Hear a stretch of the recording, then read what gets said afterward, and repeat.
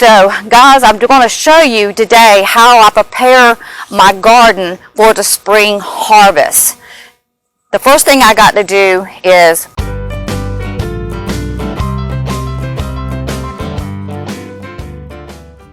today I'm going to be preparing the garden for spring. And to get my garden prepared, I've already threw out a cover crop. Now this is the first time I've ever did a cover crop. I've never had a problem with my soil, with nematodes or any other kind of varmints except regular pests into the spring season or summer heat. So here you'll see mustard that's been broadcasted out since I decided to let my garden go to rest for this fall and not plant. It's only a plot that's been here for 2 years. This will make the 3rd year, but you don't want to overwork or take all the nutrients out of your garden by overplanting, always planting. Now I planted for 2 years straight in a row, fall, spring, and winter, fall, spring, and winter, and you know, you just got to give it the land a rest and put back into the garden so that you'll be prepared for the next season coming up.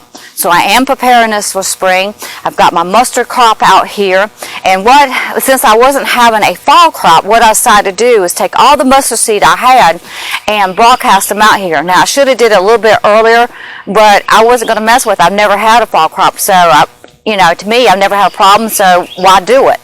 But I thought, you know, I've heard so much about it. I said, well, you know, why not? The garden had been tilled up, the ground was ready, and I just went out and took the seeds, put them in a big container because I had a lot of broadleaf mustard seeds. And then I switched to curly mustard seed because I was having a problem with flea beetles here, which I've never had before, 2 seasons, especially into the spring.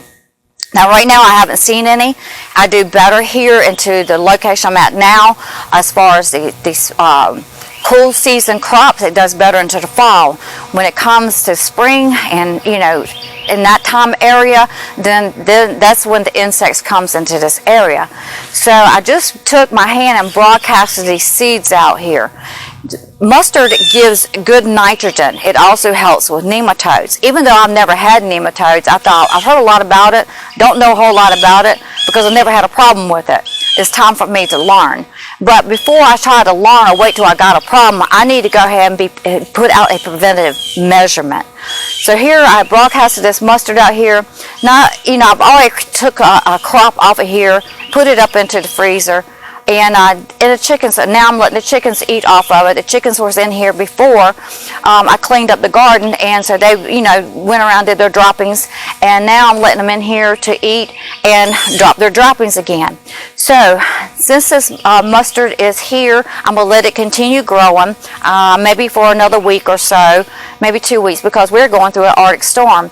And I'm looking at the weather and weeks ahead, and I just don't see that it's going to be appropriate for to do anything in the garden like I usually do.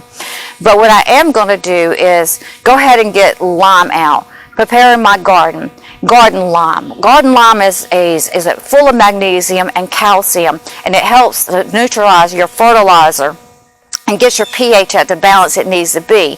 One of the things we need to do is check our pH. The appropriate pH is 6.5. And so even if it's a little bit lower or a little bit higher, it's not going to hurt your garden. But some vegetables do require lower pH, and some vegetables require a higher pH. But garden lime has always been very beneficial to me into my spring garden season. I always put it out. To save on to garden lime, I've even put it in just after I made my rows, and I put my fertilizer in there and cover it up a little bit, and then later on plant my seeds. That saves on garden lime. I've already added 2 40-pound bags of garden lime into this garden, and I'm going to be adding 2 more. And I'm going to add 2 more because I'm going to give there's no really amount to put into your garden. It shouldn't hurt it. I've never had any problems with it hurting my garden.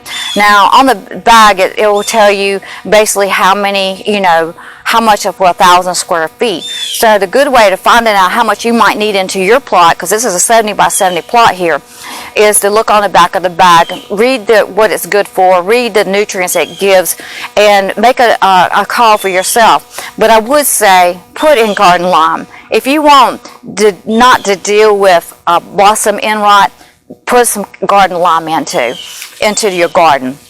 go ahead and get it into your garden. It's January here. Most people throw or put out garden lime into November and December. They say it takes 4 to 6 months for it to work. They have a fast-acting lime. But honestly, I've always did mine in January. I've never had a problem. It's January, and I'm going to go ahead and get this garden lime out. And I'm going to show you how I get this garden lime out. So the first thing I do is I have a bucket, and the bags are 40 pounds. And so I just put it into one of these buckets. I have me a little planting shovel here. And then I just walk up and down the garden, just like they were rows. And I start sprinkling it out, sifting it out.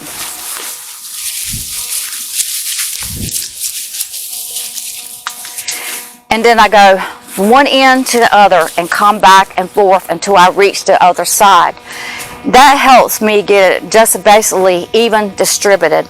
After I get my garden lime in, we're getting rain tomorrow, I want to go ahead and put out some fertilizer. I'm putting back into the ground. I'm putting nutrients in. I'm not having a fall garden. I'm planting a cover crop. I'm putting the lime in. I'm putting the fertilizer in. And then the rain is going to come. It's not going to be a hard rain. The rain's going to come. Now, if you want to, you can go ahead and till it up. I don't want to till mine up because I want to let this cover crop grow as much as possible until I get to that point that I feel like, yeah, I need to go ahead and do this. So, preparing your garden. Put in garden lime in advance. Put in the fertilizer in advance. If you have a wheel hoe, you can go and cultivate it a little bit. Till it up a little bit. Some people believe in no-till, but I've never had a problem just doing it like this. The focus is just to get your garden lime in and your fertilizer in months, at least 2 months ahead or 2 months ahead before your planting season, so that all the nutrients is into the soil and ready for spring gardening. So now I am going to finish this up. I've got over half this done. And I'm going to go on the other side, finish up, walk up and down the rows like I said, and then I'm going to put my fertilizer out. And then after that, all I do is wait.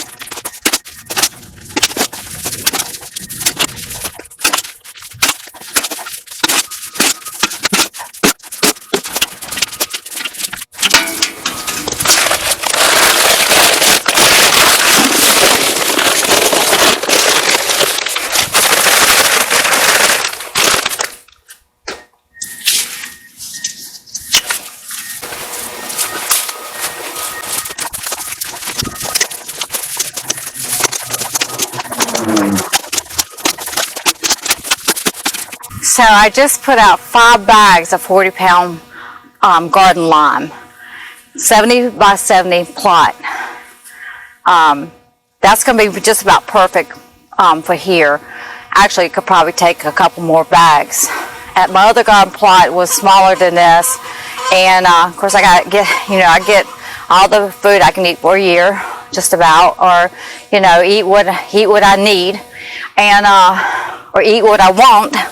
And I usually put about 4 or 5 bags over there and never had a problem. But I had 5 bags here, and I decided to go ahead and put out all 5 of those bags, spreaded it out, and walked around the garden to look to see if there's any places that need a little bit more. The thing about this mustard here being planted, it helped me out to see throughout the garden where certain areas of the ground is lacking. And that was I'm so glad I did this, because it showed me, like over here, the plants wasn't growing as fast, and then certain areas I could see they were really growing abundantly. And yeah, I could look at my garden and say, I need to do something over here. I need to do something over here. This over here is okay, and this over here is okay, but that over there, it's kind of slacking a little bit. And so having a cover crop really benefited me as far as letting me know what my soil is doing.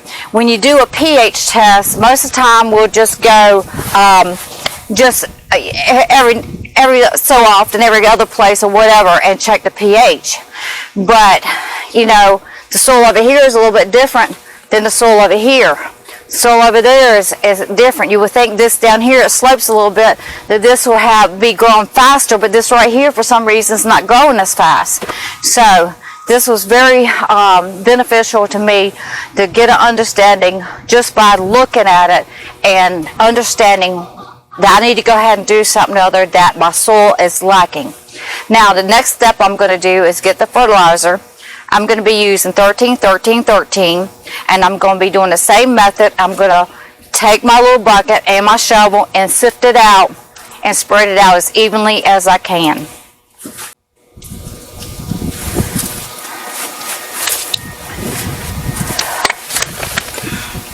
So this is all-purpose fertilizer. 13, 13, 13. It's good for fruit trees, shrubs, hedges, any type of plants really. It's just 13, 13, 13 is your NPK.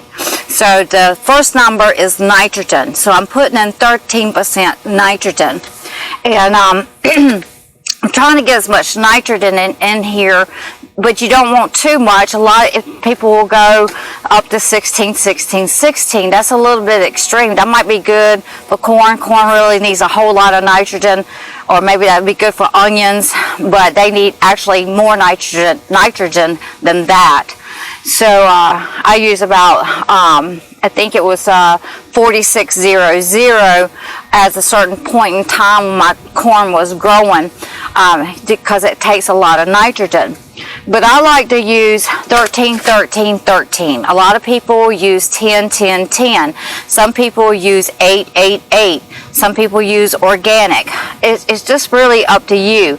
But preparing my garden for spring season, and it's going to be sitting here for a couple months, then I want to go ahead and go with 13, 13, 13. Go ahead and get those nutrients into the ground, get it into the soil, and let it be sitting there and doing its work. Now, when I put out this garden lime and I'm putting out this fertilizer, this ground is moist. It's not saturated, it's moist. So when I put the garden lime down, it kind of sits on top of the ground. The wind is blowing, so it's not going to be blowing it off of the ground, but it's going to be settling on the ground, and that moisture from the soil is going to attach to that garden lime and help it sit there. That's why I don't go ahead and till it up, because I don't see no need into it.